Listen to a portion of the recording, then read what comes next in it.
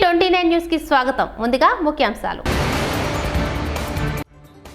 PM Modi మరియు Austrian chancellor Karl నెహమ్మార్ ప్రతినిధి స్థాయి చర్చలు జరిపారు. పీఎం గెస్ట్ బుక్ పై సంతకం.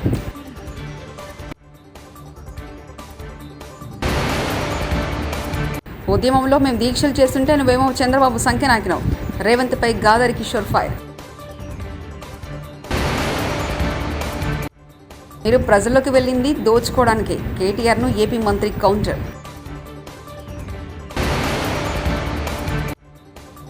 విద్యుత్ రంగంపై చంద్రబాబు విడుదల చేసిన శ్వేతపత్రంలో అన్ని కాకి లెక్కలే. కాకనే గోవర్ధన్ రెడ్డి.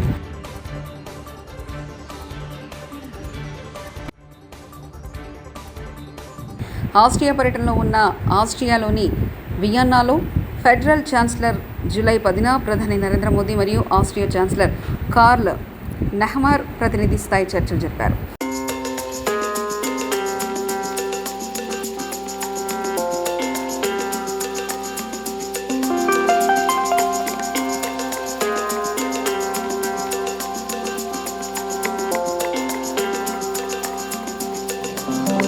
ఉద్యమంలో మేము దీక్షలు చేస్తుంటే నువ్వేమో చంద్రబాబు సంఖ్య నాకినావు. రేవంత్ పై గాదరి కిషోర్ ఫైర్. మేము తెలంగాణ ఉద్యమంలో అనేక ఉద్యమాలు దీక్షలు చేశాం. 100 కేసులు మాపై పెట్టారు. జైలుకు పోయాం. ఇప్పుడు ఎక్కడున్నావు రేవంత్? చంద్రబాబు సంఖ్య నాకుతున్నావు. నీ ఉద్యమ నాయకులను నిరుద్యోగులను అవమానిస్తున్నావు అంటూ నిప్పులు చెరిగారు గాదరి కిషోర్.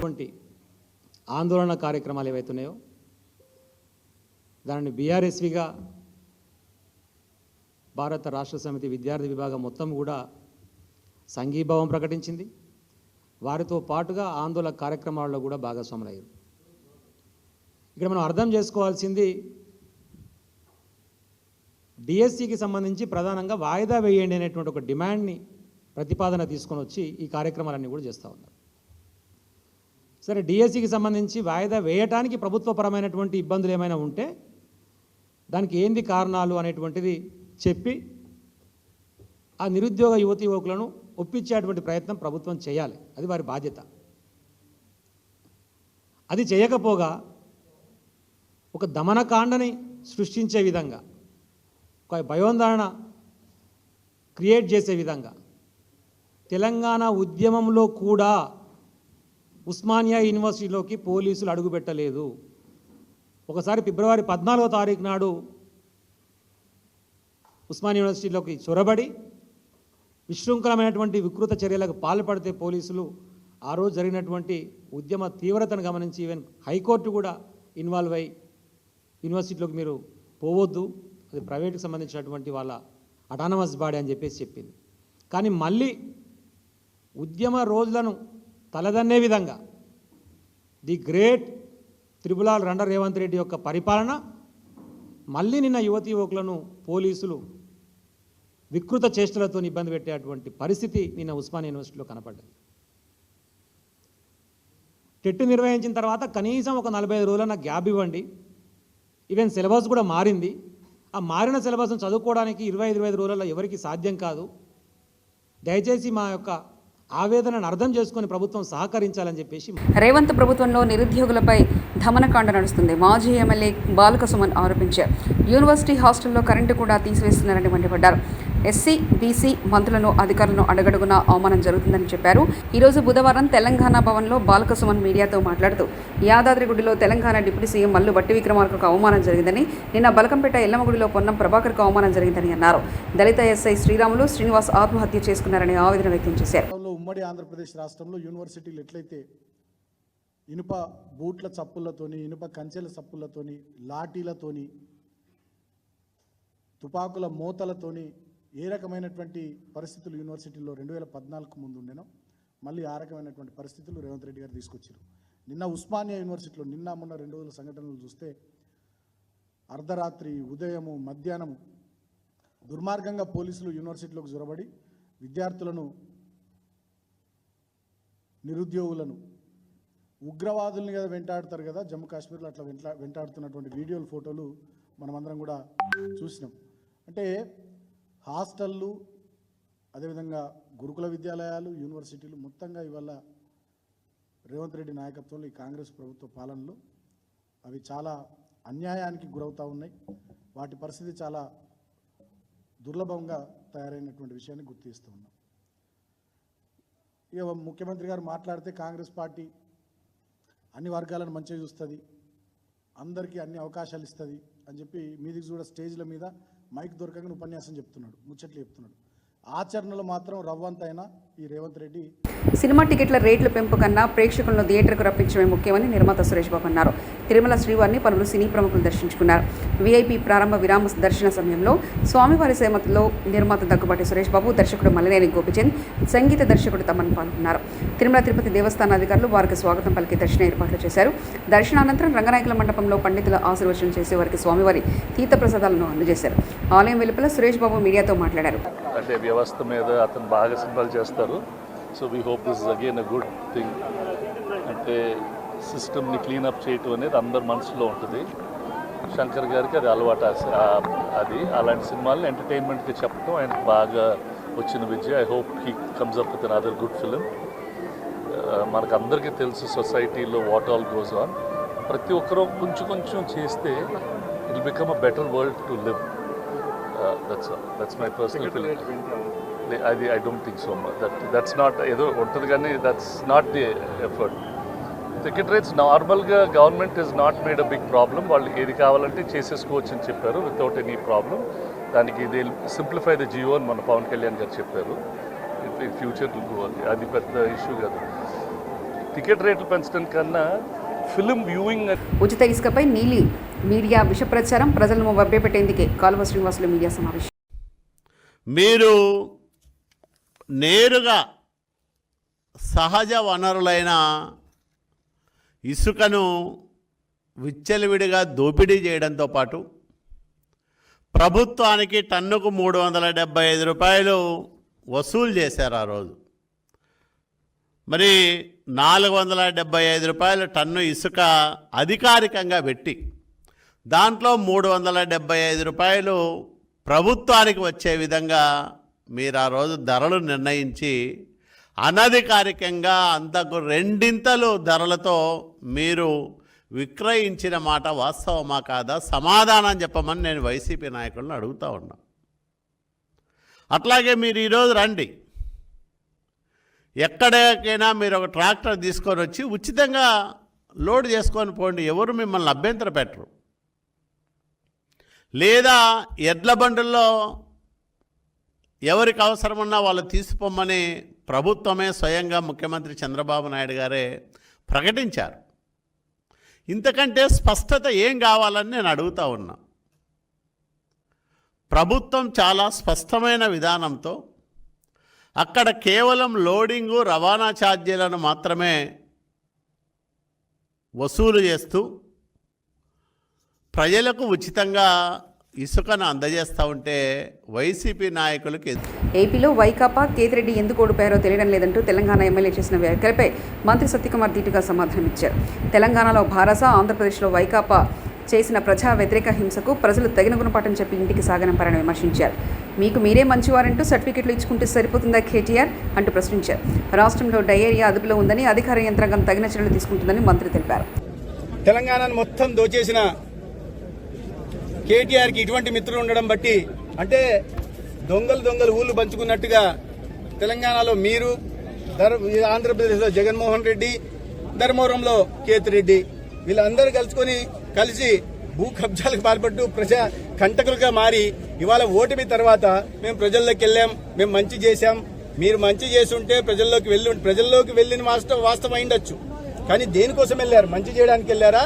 ప్రజల్ని పీడించడానికి వెళ్ళారా? ప్రజల్లోకి వెళ్తున్న సందర్భంగా సందులు గొంతులు తిరుగుతున్న సందర్భంగా ఎక్కడ ఖాళీ స్థలాలు ఉన్నాయి గుర్తించడానికి వెళ్ళారా? ప్రజా సమస్యలు తీర్చడానికి వెళ్ళారా? ఎక్కడ పడితే అక్కడ ఏది బాగా కనిపిస్తే దాని మీద కన్నేసి దోచుకునే కార్యక్రమానికి శ్రీకారం చుట్టడం ప్రజలకు అందరూ తెలుసు. ఇక్కడ ఒకసారి కేటీఆర్ ధర్మవరంలో ప్రజలు ఎవరికైనా సంబంధించిన వాళ్ళని ఒక్కరికి ఫోన్ చేసి అడిగితే, అవునయ్యా గుడ్ మార్నింగ్ ధర్మవరం పేరుతో ప్రజల మధ్య తిరిగాడు కదా మీ మాజీ ఎమ్మెల్యే, దాని పర్పస్ ఏంటని అడిగితే ఇక్కడ ప్రజలు చెప్తారు. అందుకని ఇటువంటి మాటలు మాడుతున్నప్పుడు ఒకసారి ఆలోచించుకొని మాడాల్సిన అవసరం ఉంది.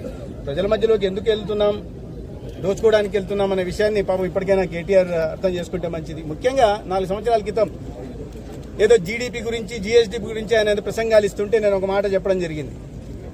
అయ్యా రాష్ట్ర జీడీపీ పెరగట్లేదు, జీఎస్డీపీ పెరగట్లేదు, మీ కుటుంబ జీడిపి పెరుగుతోంది అనే విషయాన్ని నేను చెప్పిన సందర్భంగా నా ట్విట్టర్ అకౌంట్ను బ్లాక్ చేశాడు. అంటే ఎటువంటి మనస్తత్వం ఉందో మనం అర్థం చేసుకోవాలి. ఒక రాజకీయ పార్టీకి సంబంధించిన ప్రత్యర్థులు మీరు చేసిన తప్పులను ఎత్తు చూపుతున్నప్పుడు బ్లాక్ చేయడం ఏంటి? చిన్నపిల్లల మనస్తత్వం ఉండాలా లేదా అహంకారమైనా ఉండాలా? రాజకీయాల్లో మీరు చేసిన తప్పులను ఎత్తు చూపే బాధ్యత, ఎండగట్టే బాధ్యత ప్రతిపక్షాలది. దాంట్లో భాగంగా నేను చేస్తే ఇవాళ దాకా బ్లాక్ చేసి అదే విషయాన్ని నేను ఇవాళ చెప్పడం జరిగింది. నువ్వు ఒక విమర్శని తీసుకోలేని వ్యక్తివి ఎటువంటి అహంకారపూరిత ధోరణితో ఉంటున్నారో, ఎటువంటి మీ అవినీతిని ఎత్తి చూపామనే కదా.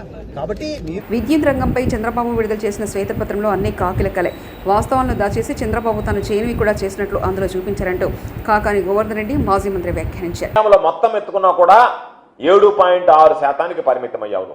మొత్తం మీద ఉన్నటువంటి విద్యుత్తుని కెలకేస్తే ఆ రోజు ఉన్నటువంటి మిలియన్ యూనిట్లు ఎన్ని, నువ్వు దిగిపోయినాటికి ఉన్నటువంటి మిలియన్ యూనిట్లు ఎన్ని అని రెండుకి లెక్కేస్తే 7.6%, సగటున సంవత్సరానికి ఎత్తుకుంటే 1.9% లెక్కన ఈరోజు నీకు సంబంధించి నువ్వు ఆ రోజు డిమాండ్ని ఆ యూనిట్ విద్యుత్ వినియోగం పెరగడం జరిగింది. ఇది మేము చెప్పడం కాదు. జగన్మోహన్ రెడ్డి గారు ముఖ్యమంత్రి అయిన తర్వాత ఏదైతే నువ్వు ఉన్నప్పుడు సగటున 1.9% లెక్కన మొత్తం మీద 7.6% పెరిగితే జగన్మోహన్ రెడ్డి గారు ముఖ్యమంత్రిగా వచ్చిన తర్వాత సెంట్రల్ ఎలక్ట్రిసిటీ అథారిటీ రిపోర్ట్ ఇచ్చింది. దాదాపుగా జగన్మోహన్ రెడ్డి గారి హయాంలో 25% డిమాండ్ పెరిగింది, విద్యుత్ వినియోగాన్ని విద్యుత్తుని అందించడం జరిగింది అని చెప్పి. ఇది వాస్తవమా కాదా? ఏదైతే నీకు వాస్తవాలు ఉన్నాయో, గత ప్రభుత్వంలో చేసినటువంటి అభివృద్ధి ఉందో దాన్ని కన్వీనియంట్గా పక్కన పెట్టేసి నువ్వు చేయనటువంటి దాన్ని నేను చేసినటువంటి అభివృద్ధిగా చెప్పుకోవడం అంటే అది నీ సీనియారిటీ, అది నాకున్నటువంటి అనుభవం చెప్తే చేయగలిగేది ఏమి లేదు. నువ్వు ఇవ్వండి ఇచ్చినటువంటి వాడి గురించి మాట్లాడకుండా నేను శ్వేతపత్రం విడుదల చేశాను అని అంటే అది వైట్ పేపర్ అవుతుందా, బ్లాక్ పేపర్ అవుతుందా, ఒక్కసారి నువ్వు ఆలోచన చేసుకోవాల్సినటువంటి పరిస్థితి. అందుకే చెప్తున్నాం. విజయవాడలో కొనసాగుతున్న టీడీపీ దాష్టికాలు 42వ division corporator YSRCP social media convener Padagapati Chaitanya Reddy గారి కార్యాలయం కక్షపూరితంగా కూల్చివేత. గత నెలన్నర వైసీపీ నేతల ఆస్తుల్ని ధ్వంసం చేస్తూ టీడీపీ గుండాల విధ్వంసం నిమ్మకు నీరెత్తినట్లు చోద్యం చూస్తున్న హోంమంత్రి అనిత. పగలగొట్టేటప్పుడు పార్టీకి సంబంధించినటువంటి సామాన్లు కానివ్వండి, నా పర్సనల్ క్యాష్ కానివ్వండి, లేదంటే ఫర్నిచర్ కానివ్వండి, అన్నీ కూడా ఉన్నాయి. మరి అటువంటి ఒక ఆఫీస్ని నాకు ఎటువంటి ఒక లీగల్ నోటీస్ లేకుండా, ఎటువంటి ఇంటిమేషన్ లేకుండా అతనికి పగలగొట్టే రైట్ ఎక్కడి నుంచి వచ్చింది? ఇంకో మాట కూడా అతను మాట్లాడొచ్చు, అద్దె ఇవ్వట్లేదని, మేము అద్దె ఎగ్గొట్టి తిరుగుతున్నామని, పనికి వాళ్ళ సొల్లు కబుర్లన్నీ భవానీపురం సెంటర్లో చెప్పుకుంటూ తిరుగుతూ ఉన్నాడు. మరి ఇది గత 2 ఏళ్ల క్రితం ఆయన రాసిచ్చినటువంటి అగ్రిమెంటే. ముగ్గురం కూడా సంతకాలు. తెలంగాణ రాష్ట్ర ప్రభుత్వం ఎన్నికలకు ముందు కాంగ్రెస్ మేనిఫెస్టోలో ప్రకటించిన విధంగా గౌరవ ముఖ్యమంత్రి రేవంత్ రెడ్డి గారు బీసీడీ నుంచి ఏ గ్రూప్కు మార్చాలని కోరుతూ తెలంగాణ ముద్రాజ్ మహాసభ ఆధ్వర్యంలో బీబీపేట మండల కేంద్రంలో బుధవారం వాల్ పోస్టులు విడుదల చేశారు. జిల్లా అధ్యక్షులు డాక్టర్ భట్టు విఠల్ ముద్రాస్ ఆదేశాల మేరకు ఈ వాల్ పోస్టులు విడుదల చేసినట్లు జిల్లా కార్యదర్శి నర్సింహులు, బీబీపేట మండల్ సదర్ అధ్యక్షులు ఇమ్మడి చంద్రం, అందరూ పాండి పెద్ద మనుషులు ఆధ్వర్యంలో జరిగింది. ముద్రాస్ సంఘ గ్రామ అధ్యక్షులు వివరించారు. నెల 15వ తేదీ నుంచి 20వ తేదీ వరకు మండల కేంద్రంలో మండల రెవెన్యూ ఆఫీసులో తహసీల్దార్ గారికి 20న కలెక్టర్ గారికి వినతి పత్రాలు ఇవ్వాలని పిలుపు జిల్లా అధ్యక్షులు డాక్టర్ భట్టు విఠల్ ముద్రాస్ పిలుపునిచ్చారు. జిల్లా కార్యదర్శి నర్సింహులు ముద్రాస్ తెలిపారు. ముద్రాసులకు ఎన్నికల సమయంలో ఇచ్చిన హామీలను వెంటనే అమలు చేసేందుకు ముద్రాస్ జాతి నాయకులను గ్రామస్థాయి నుంచి చైతన్యం చేసి ఉద్యమిస్తామని ఆయన పేర్కొన్నారు. వాల్ పోస్టర్ ఆవిష్కరణ చేశారు. పనుబుట్లు మరియు ఇచ్చి ఇంట్లో పొందుపరిచిన ప్రతి లైన్లో మాకు వచ్చే విధంగా మాకు రావాలని ప్రభుత్వాన్ని వేడుకుంటూ మన ముద్రాలను చిన్న చూపు చూడకుండా ప్రతి ఒక్క దానికి మనకు చేపల పొత్తు కానీ ఇంకా మనకు ఏదన్నా జాగలు కూడా 3 ఎకరాల జాగలు కూడా ప్రతి గ్రామాన కూడా కేటాయించాలి. ఎందుకంటే మనం చేసేదే మనకు మా చిప్పలకాయలు అవి జామకాయలు అమ్ముకునేది కాబట్టి ప్రతి గ్రామాన 3 ఎకరాల భూమిని కూడా ప్రభుత్వాన్ని కేటాయిస్తే దాంట్లో మనము ఖచ్చితంగా మనము పండ్లు పలారాలు పెట్టుకొని మనము జీవిస్తాం కాబట్టి ఆ ప్రభుత్వం వెంటనే. పీఎం మోదీ మరియు ఆస్ట్రియన్ ఛాన్సలర్ కార్ల్ నెహమ్మార్ ప్రతినిధి స్థాయి చర్చలు జరిపారు. పీఎం గెస్ట్ బుక్పై సంతకం.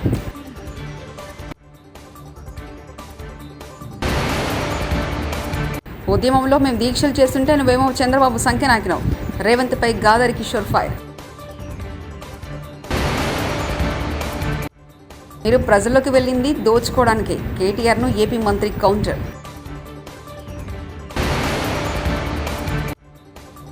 విద్యుత్ రంగంపై చంద్రబాబు విడుదల చేసిన శ్వేతపత్రంలో అన్ని కాకి లెక్కలే, కాకని గోవర్ధన్ రెడ్డి.